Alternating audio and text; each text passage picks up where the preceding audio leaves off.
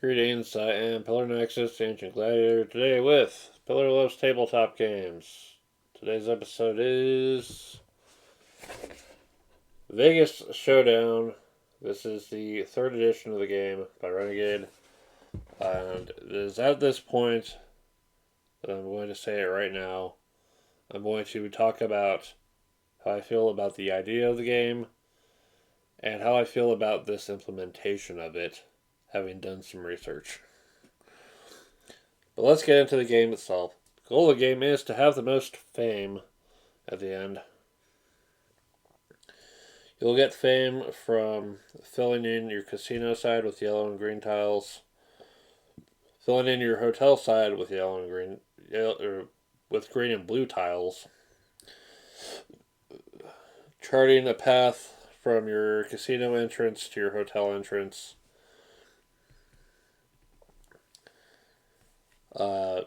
having the best capacity and revenue among casinos, and making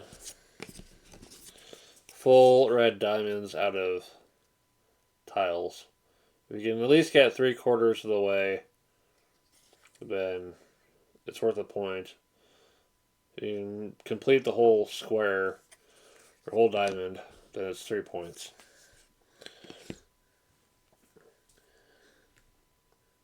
And also, every $10 you've got left over is worth a point.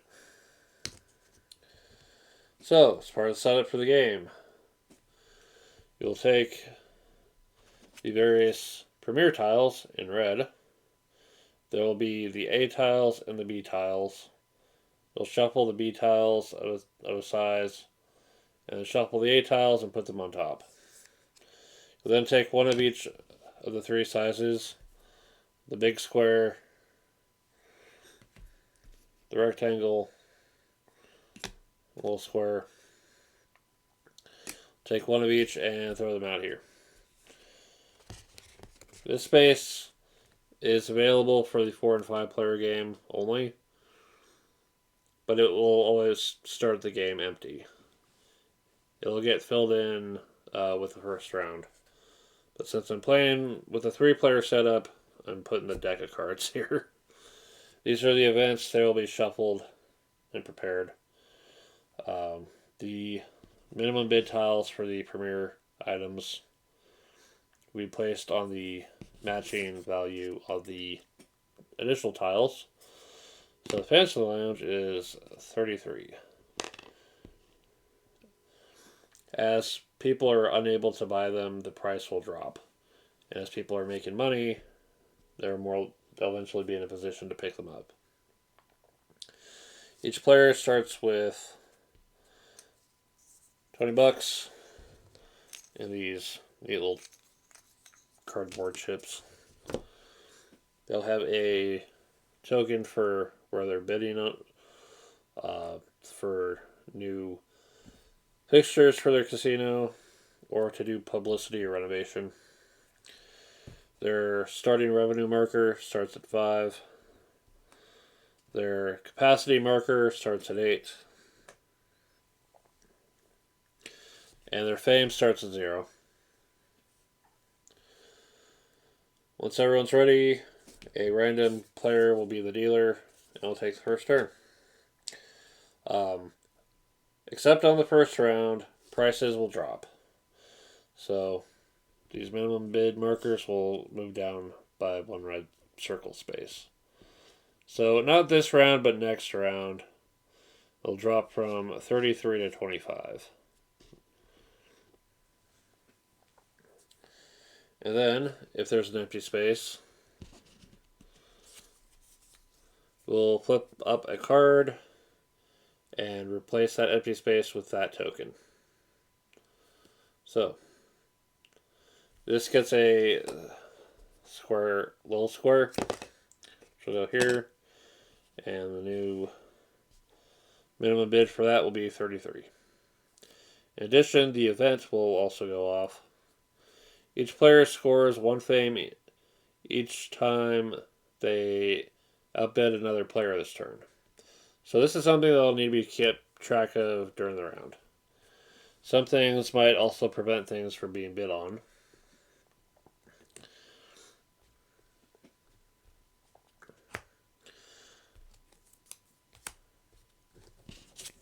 But let's go ahead and reset that for now. Collect income. Everyone gets money based on the lower of the two following numbers: their current revenue potential, or their current capacity. You either have things that are making you money or getting people in the casino, the hotel or casino. You're going to get the lower of the two. So everyone's going to get 5 at the start of the game. You could shortcut the setup of the game and just give everyone 25, but I think it matters to actually go through the steps. Okay. And starting with the player holding the dealer button, you'll take an action.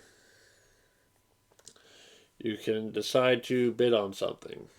You have to have the actual money for it.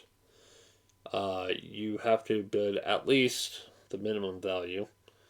So no one's going to be bidding on these on turn 1 because it's 33 or 42. Slots start at 5. The lounge starts at 9. The restaurant starts at 15. Only one person can play to a space. Someone else has to play to a higher space in order to outbid you and then make you either try to outbid them or just settle for something else. Any players can go to publicity, gaining a fame, and placing one of their tiles purchased earlier but not placed on the map of their hotel casino complex. Or they can renovate to remove tiles and then put other tiles back on that have been set aside. Or put the same one back on but in a better place.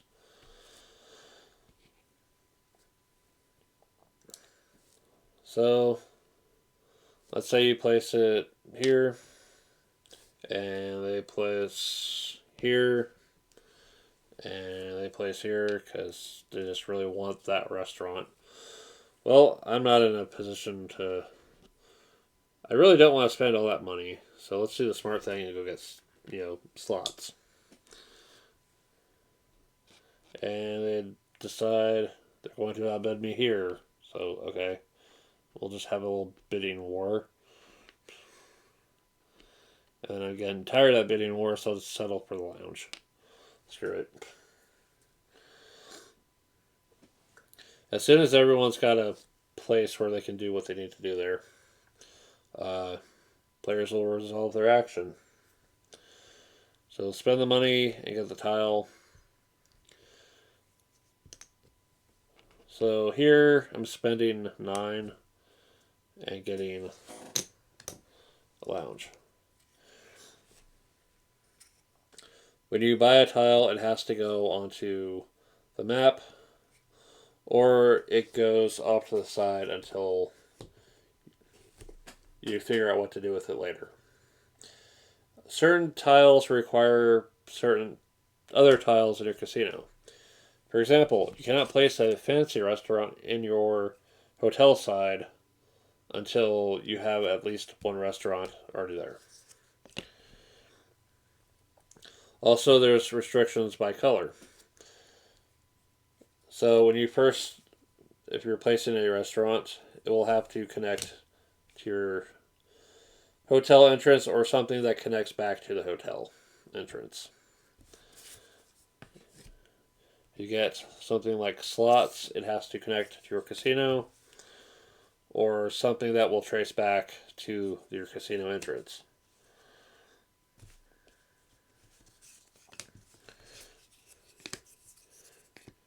Green tiles can work either way. You can trace her out through any tile as long as it's got the openings. So you see with the lounge, kind of 6 little lights around the edges. Those are the doors, the doorways. You can trace a path through those. And being able to trace the path across is going to be something to plan for as well. So I spent my money, I got my lounge. It's going to go here. Or just go for the straight, aim at the other side of this. So I got my marker back. Blue spends their 12.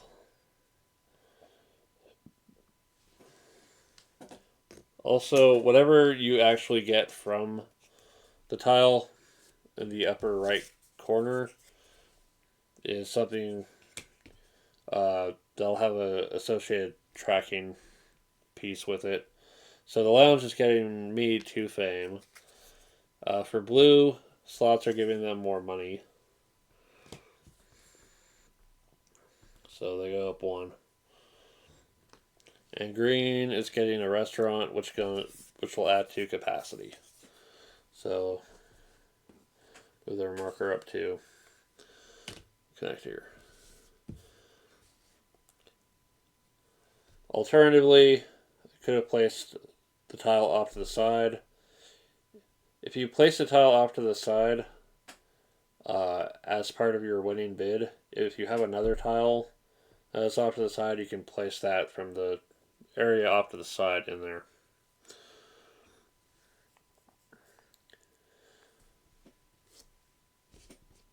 There's no need to worry about getting outbid for publicity or renovate, but don't forget about having those options. Publicity gets you your fame and lets you play a tile that you had set aside, and renovate lets you take tiles and out and then put 2 tiles back in. Make sure to note on your trackers if you lose or gain anything: revenue, capacity, fame. And again, you have to be mindful of what certain tiles require. Let's see here. Green spend on the 15. Nothing stopped at 21. Spence restaurant. Alright.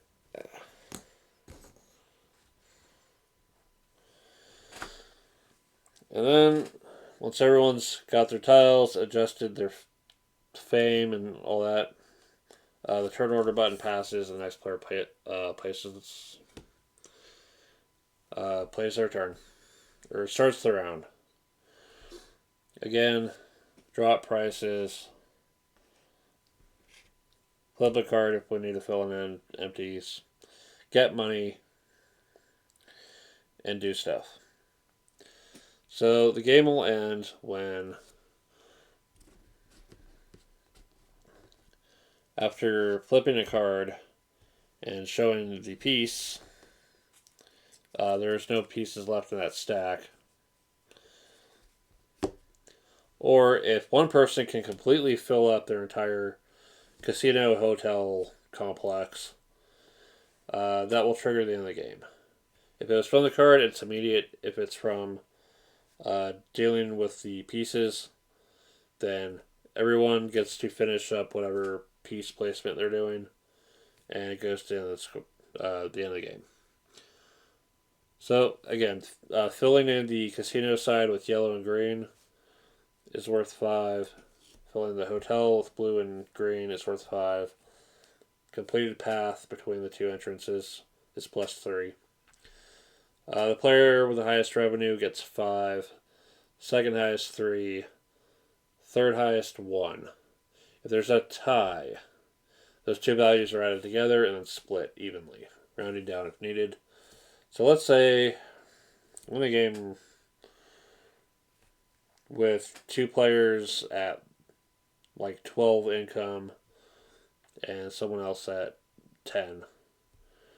So those 2, for having the most, will split the 5 plus 3 is 8 2 ways.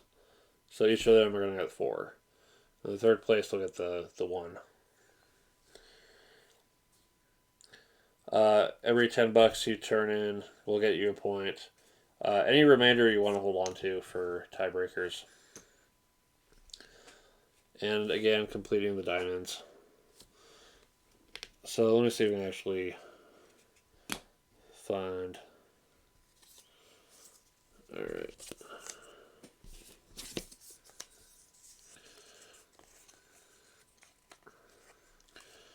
Alright.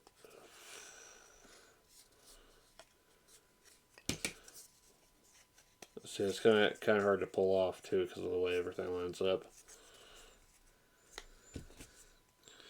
Let's say someone's connecting from the other side. This is just mainly for the visual example of what it's supposed to look like. So that is a completed diamond. That's worth 3. If it's missing 1, that's 1. These half diamonds were supposed to be bigger, but they still count towards the 3/4 and full.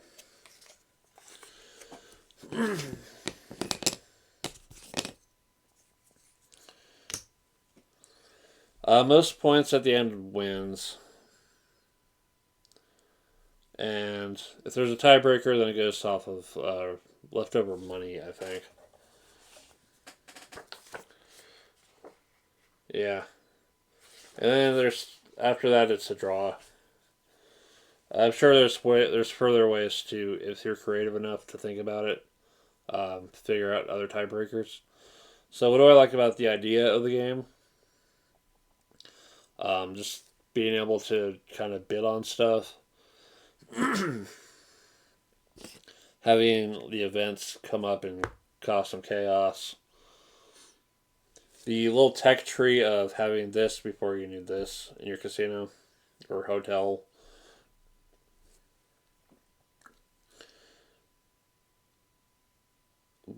Where I'm having issues with the game is the way it was implemented. After looking at the game and realizing some stuff was kind of weird, I decided to do some research. And it doesn't bode well for a game to get a new version and have people say, you should have bought the previous version instead because they screwed this up. So, again, they apparently didn't catch this in production, that the half diamond is smaller.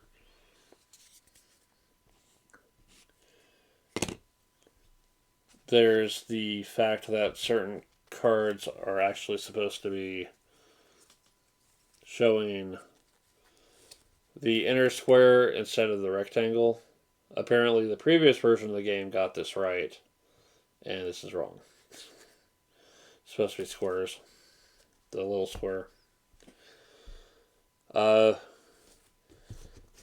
Apparently the playmats are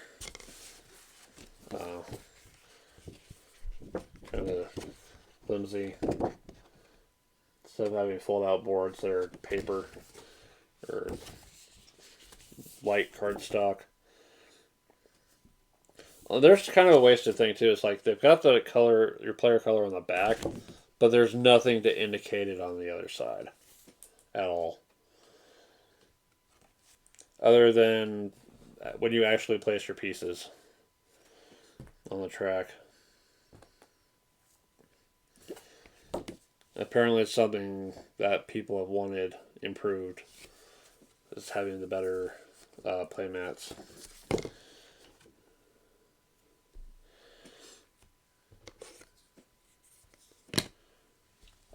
There's an example in the rules where they do get it right in the text, but the picture is wrong. It's like it's supposed to be a 5 and a 3. A 3 for completing the path. 5 for filling the section.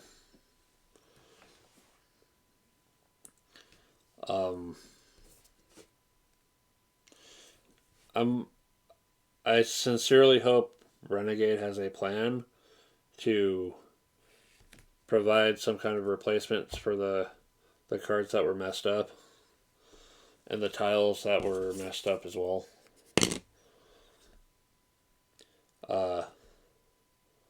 Otherwise, I might think twice about picking up any more games. And just actually dig into the research of certain versions. If you're going to remake something, you can't screw it up. There was another game that got a new approach or revision to it where they apparently managed to screw that up. And that's honestly, the reports of that are why I kind of held off on picking up that version. Even though I've had the previous version before. And the only reason I got rid of that one is because it's the opening moves being too predictable. Opening moves should never be so stupidly predictable, honestly. When the game is just easy to script out that way. But aside from those issues, overall, I like the idea of the game, and I will hold on to this version for now. I might keep my eyes open for the other editions if they pop up in the auction this year, but I don't really see a need to go out of my way for that version, except out of curiosity. Because aside from all that, the game is playable, and it's fine with me. Other stuff, game-wise, I didn't bring up. Let's see. Yeah, that spot gets filled up for the 4 and 5 players. The slots actually have 2 tracks if you've got 5 players. So it's entirely possible for 2 different people to get slot machine rooms every turn. But yeah, Vegas Showdown. I guess if the older version is what people are recommending, look for that one. If Renegade actually does something about the issues with this version, then I would recommend this one too. And either way, just find a copy of the game and play it. This is probably a good one. This is probably going to be a good one for Tuesday nights, I think. Because we're always looking for games that are playable in a good amount of time. So this should fit their criteria decently enough. Alright, thanks for watching. This is Pillar. We'll see you next time.